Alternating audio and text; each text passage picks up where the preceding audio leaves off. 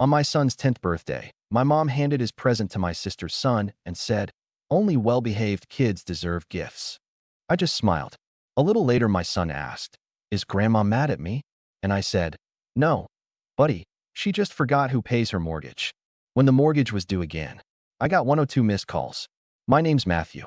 I'm 36, a handyman with a beat-up white van, a dented toolbox, and a list of regular clients who know I show up on time and don't leave until the leak stops or the door closes right. I'm a dad before I'm anything else. My son, Leo, turned 10 last Saturday. He likes Lego, soccer, and the way a fresh pizza box fogs his glasses when he lifts the lid too close. We did the party at my mom's house because she insisted. "It'll be nice to have everyone under one roof," she'd said. Family. That word always came with strings in my family. You just couldn't see them until they tightened. The living room was crowded with balloons, paper plates, and half-inflated tin foil numbers that kept listing left. My sister, Kelsey, showed up 20 minutes late with her son, Owen, who is the same age as Leo but louder. He sprinted in, grabbed the good seat on the sofa, and peeled off a streamer while Kelsey pretended not to notice. Mom came down the hallway holding a glossy blue box with a silver bow and that smile she uses when there's an audience. "Let's do presents," she said, clapping. Leo stood in front of her like he'd practiced in the mirror. "Thank you, Grandma," he said, cheeks pink. He's a good kid. Too good for what came next. Mom looked at him, then at Owen, and her mouth tightened. "Only well-behaved kids deserve gifts," she said, soft but sharp, like she wanted it to sting without making a scene. Then she turned and handed the box to Owen. "Here, you be careful with it." The room went quiet in that weird, heavy way. My ears rang. Kelsey did a fake laugh. "Mom," I said. She lifted a hand. "Matthew," he talked back earlier. He slammed a door. "I won't reward bad manners." Leo stared at the floor. That hurt more than anything. He didn't argue. He didn't cry. He just got small. I smiled. It wasn't real. It was the kind you wear when your jaw is locked. I cut the cake. I poured the soda. I made nice with the relatives who like to remind me I'm so handy. "You should take a look at my porch sometime." I didn't make a scene. I never do. On the drive home, Leo watched streetlights slide across the window. "Is Grandma mad at me?" he asked. "No, buddy," I said. "She just forgot who pays her mortgage." He frowned. "What?" "Nothing," I said. "We'll talk later." We got home. I took the trash out. I put the leftover pizza in the fridge. I stood at the sink and looked at my hands. They're cracked in the cold and nicked from old screws. I rubbed the spot where a drill slipped last month and left a shiny crescent scar. When the mortgage came due again a few days later, my phone lit up so fast it looked like it was on fire. 102 missed calls by noon. "Call me now." "Matthew, answer." "You can't be serious." The group chat pinged like a smoke alarm. I wiped my hands on a shop towel and finally picked up. That was the first time I said no out loud. People like to talk about boundaries like they're a trendy hobby, like crochet or pickleball. For me, they've been a tab I kept promising to close after just one more click. It started years ago. Dad left when I was 19. No big speech, no note. Just a quiet garage and an empty space on the pegboard where his favorite wrench used to hang. Mom cried in the kitchen for a month and then switched to being angry at the world. There was a mortgage and a roof that leaked every spring. I fixed both, one with a tarp and a ladder, the other with overtime and cheap meals. I moved out, but not far. I was the one with the tools, the truck, the "can you swing by?" that turned into 3 hours of unpaid labor. "You're so good at this stuff," Mom would say, handing me a cold coffee once I was already on the roof. Compliment as currency. When Kelsey got pregnant young and the boyfriend ditched, I built a crib out of pine. When she decided Owen needed a private school for structure, guess who picked up the registration fee just this once? When Mom's water heater died, I hauled a new one up the basement stairs alone and had bruises that looked like a map for a week. I didn't mind, not at first. It felt like doing the right thing. Then it started to feel like my job, and then like my fault if I ever said I was tired. Money was always the quiet third person at our table. Mom worked front desk at a dentist for years, and then her hours got cut. Kelsey bounced between salon work and trying a course online. I built my handyman business from word of mouth and long Saturdays. I wasn't rich, but I was steady. Steady gets noticed in a family like mine the way a full fridge does. Useful, assumed, invisible. 3 years ago, Mom fell behind on the mortgage after a car repair and a dental bill hit in the same week. She called me crying. "They'll take the house," she said. "This is where you kids grew up." "I'll help," I said without thinking. I set up autopay from my account to cover the difference. I told myself it was temporary. She told me she'd pay me back. She didn't. We never spoke about it again except when her tone got sugary. My lifesaver, she'd say when I changed a light bulb, like the bulb and the house were the same thing. Kelsey got used to it faster than Mom. You're doing amazing, she'd tell me. Then send me a Zelle request for Owen's camp deposit with 3 heart emojis. If I pushed back, she'd go quiet for a day and then send a voice note. I just thought you, of all people, would understand how hard it is. The group chat was a whole other circus. Mom's updates, Kelsey's selfies, distant relatives chiming in with proud of this family whenever someone posted a casserole. If I didn't answer immediately, Mom would text me separately. Is everything okay with you? You've been distant. Distant, as in not paying for something yet. Last winter, when business dipped, I told Mom I might have to reduce what I covered for a month. She didn't ask if I was okay. She said, well, I hope you're not being dramatic. Your sister's relying on you too. Relying on me for what? I asked. Just things, she said. She has a lot on her plate. Be generous. Who's generous to me?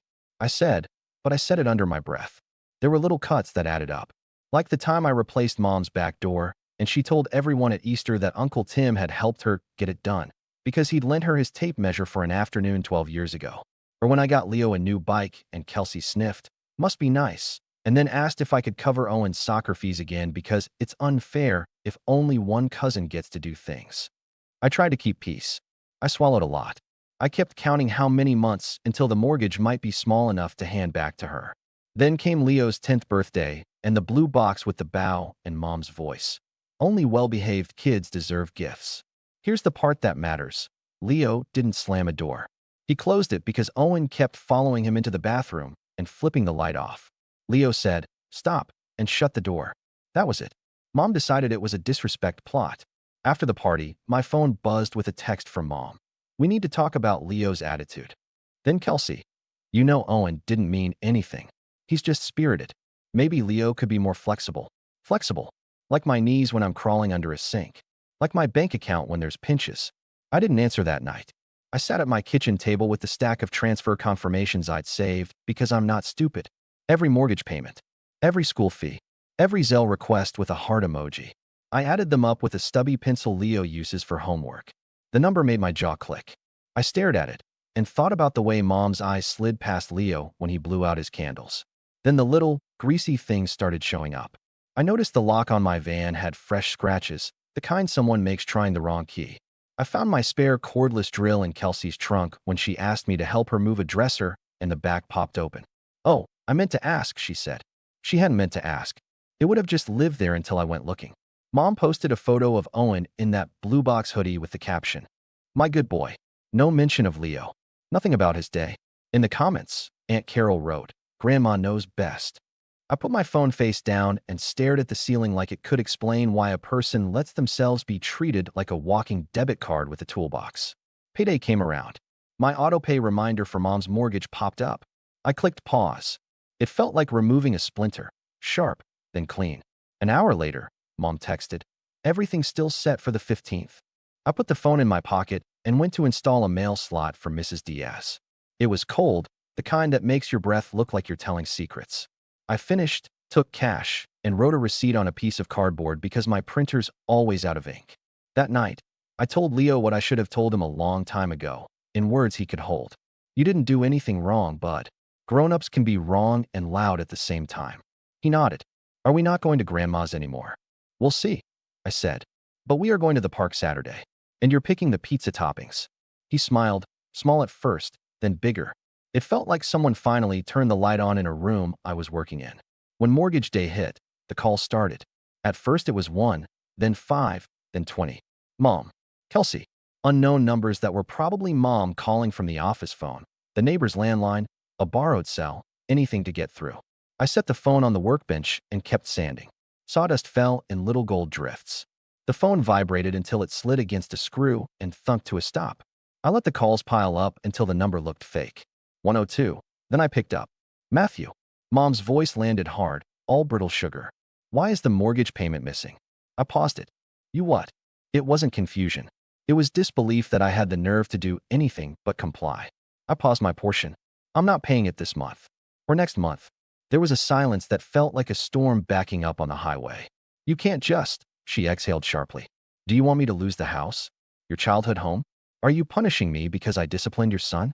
Is that what this is?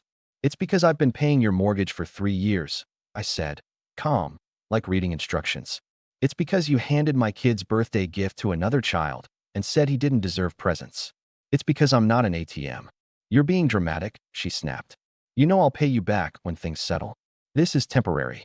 I looked at the spreadsheet open on my kitchen counter. You've said temporary 38 times.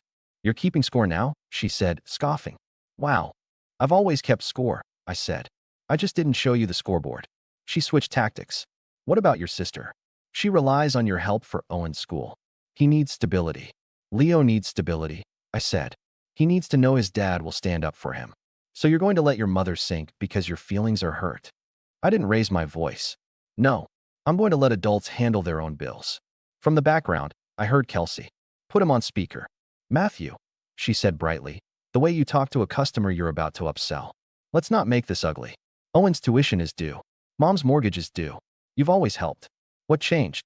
I watched my son get smaller in your mother's living room, I said. That changed. Oh my God, she said, laughing like a person who laughs at the wrong part of a movie. This is about a hoodie? You're going to blow up the family over a hoodie. This is about respect, I said, and money, and how the two have to live in the same house. Kelsey huffed. If you're trying to punish us, it won't work. We'll figure it out. Good, I said. Figure it out. Mom came back on, voice lower. You're going to regret this. When they put a notice on my door, the neighbors will see. You'll be the one who made that happen. Mom, I said gently. The bank puts the notice on the door. Not me. Are you proud of yourself? She asked.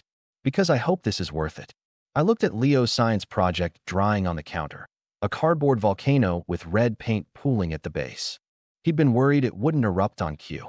We tested it 3 times until it worked every time. I said.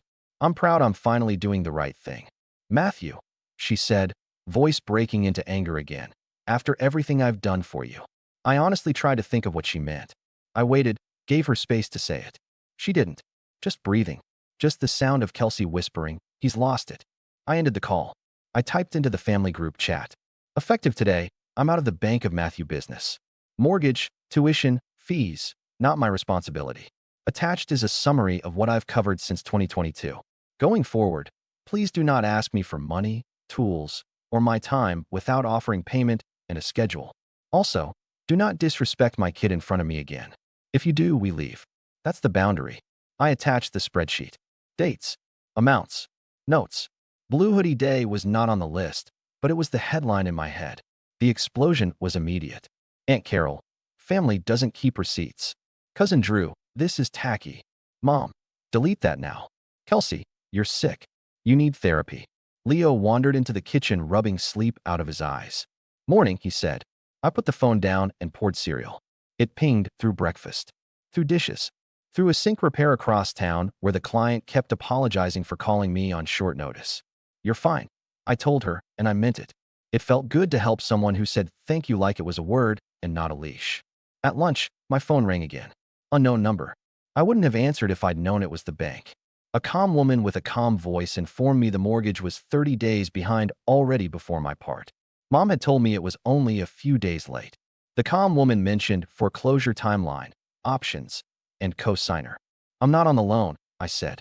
No, she said. But your name is on the payment history. We assumed. Assume less, I said, and wrote down the dates anyway. Facts are armor when people throw feelings at your head like rocks. That evening, Mom called again. They said they're coming to post a notice next week, she said, not crying but performing it. You want me humiliated? I want you to call the bank and work out a plan, I said. Sell the second car. Ask Kelsey to pick up extra shifts. Stop buying $80 salon shampoo. You have no right, she snapped. I have receipts, I said, and hung up. The first week after I stopped paying, the house was louder and somehow lighter. It's amazing how quiet a phone can be when you don't answer. I changed how I used mine. Do not disturb for everyone but Leo's school and my clients. The group chat became a fish tank I didn't feed. I watched it when I felt petty. Mostly, I didn't. I half expected someone to show up at my door. They didn't. Instead, they tried other angles. Aunt Carol texted, "Your mother is in pieces." I typed, "She's an adult," and erased it. I wrote, I hope she calls the bank, and sent that. She replied with a prayer hands emoji and a paragraph about forgiveness. I muted the thread. Kelsey started posting quotes about toxic people, the kind with watercolor backgrounds and curly fonts. One said, "Sometimes the takers call you selfish when you stop giving." I laughed out loud. It felt good in my chest, like coughing when you've needed to for an hour. Then the practical stuff started to shift. I locked my van and moved the spare key. I put a simple camera on my front porch because I was done wondering who touched my tools. I told 2 clients who always forgot their wallet that I now accept payment up front for materials. They paid. They always had the money. They just liked the bargain of my patience. With Mom, I was polite and short. If she texted a normal thing, "How's Leo?" I answered. If she slipped even one guilt barb into a message, "I guess you're too busy for your mother." I put the phone down and took Leo to the park. We built new routines. Friday became make-your-own pizza night. He shredded cheese and arranged pepperoni like constellations. We watched dumb shows, and he narrated the commercials in a British accent for some reason. On Sundays, we did project hour. He picked what we fixed: a wobbly chair, a sticky drawer, a skateboard with wheels that sounded like a shopping cart. I taught him the difference between a Phillips and a flathead. He taught me that if you lean your head against the couch arm just so, it's actually pretty comfortable. News traveled without me helping it. Mom called fewer times, but posted more. Long posts. It breaks a mother's heart when a child turns away. People she hadn't seen in years commented with hearts. Neighbors asked passive questions when I parked on her street to fix Mrs. Diaz's fence. "Everything okay with your mom?" I said. "She's figuring things out," and left it at that. 2 weeks in, Jess, an old friend who cut my hair in her kitchen to save me a few bucks, texted, "Your sister called me to put a color service on your tab." I sat on the edge of the tub and stared at the message. "What did you do?" I asked. "I laughed and said I don't have a tab," she wrote. "And even if I did, it would have your name on it, not family." "Thank you," I typed. "Boundaries look good on you," she replied. The notice went up on Mom's door on a Tuesday. Yellow paper, black type, tape that would rip paint when it came off. I know because she sent a photo to the group chat with the caption, "Thanks, Matthew." I didn't answer. Cousin Drew, cold. Aunt Carol, unbelievable. A neighbor I barely know posted a crying face, and "Here if you need anything, sweetie." Kelsey DM'd me separately. "Take it down, or I will." I didn't go over. I didn't touch it. I went to Leo's parent-teacher conference and listened to his teacher talk about how he helps another kid with reading without making him feel bad. I watched Leo swing his legs under a too small chair and thought, yeah, this is the house that matters. That Friday night, Kelsey finally called from a number I didn't recognize. I picked up because I was tired of jumping when the phone rang. "What do you want?" she said, not hello. "It says blocked on my end," I said. "So we're already in a mood." "You did this to Mom," she said. "She's sick over it. She can't sleep. Her blood pressure is up. She can also call the bank," I said. "She can't afford the payment without you." "She couldn't afford it with me either," I said. "She just postponed the crisis." "You're so cruel." "I changed a policy," I said. "That's not cruelty. That's adulthood." She tried another direction. "You know what Owen asked me today? He asked why Uncle Matthew doesn't love Grandma anymore." My stomach flipped. I let the silence sit there, heavy. "You taught him that," I said finally. "When you use love as a tool." Kelsey scoffed. "We're done here," she said, and hung up. We weren't. Not really. A week later, she texted, "Can you at least fix the railing on Mom's porch? It's unsafe." I stared at that one for a while. "Send me a time, and I'll bill you for materials and labor," I wrote back. She replied with a photo of a middle finger made of emojis. I muted her, too. Then something unexpected happened. Mom called me on a Sunday afternoon. Her voice was small. "I talked to the bank," she said. "They can do a trial plan. It's still a lot." "That's good," I said. "It's a start." A beat. "I sold the Honda," she added. "I didn't want to, but the insurance was killing me. I can manage with my coworker driving me twice a week." "We'll see." "That's smart," I said. And I meant it. She cleared her throat. "There's something else. The other day, Owen took Leo's hat and wouldn't give it back." Kelsey laughed. Leo looked. I saw his face. "I told Owen to return it. He threw it. I made him pick it up and say sorry." I pictured my mother's hallway.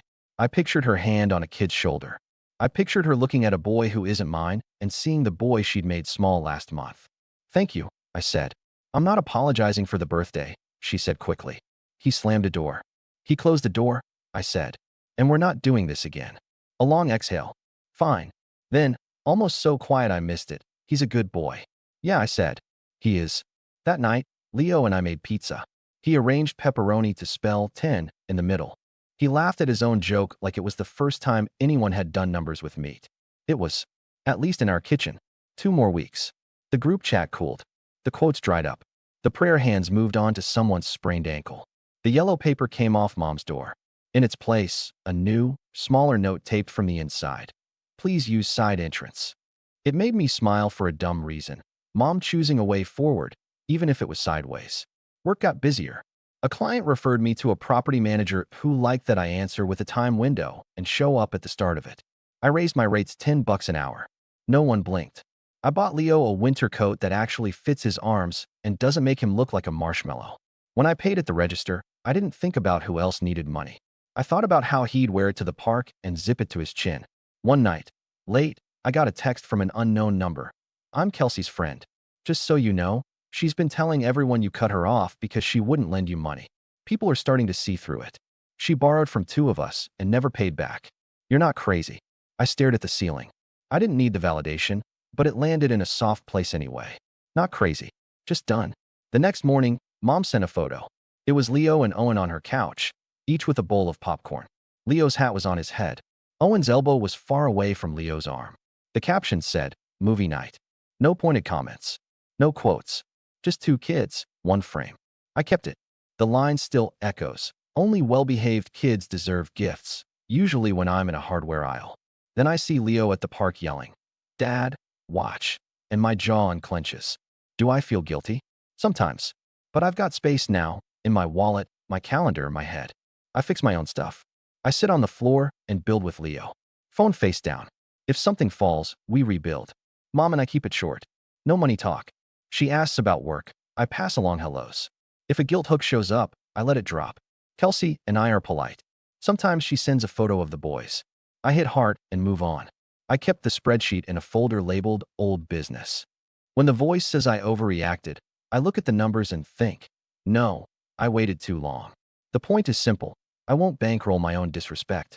I won't teach my kid that love equals swallowing anything. His self-worth isn't for trade. On Leo's real birthday, we walked, just us. Are we still going to Grandma's sometimes? He asked. Sometimes, I said. When it feels good. He nodded. Okay.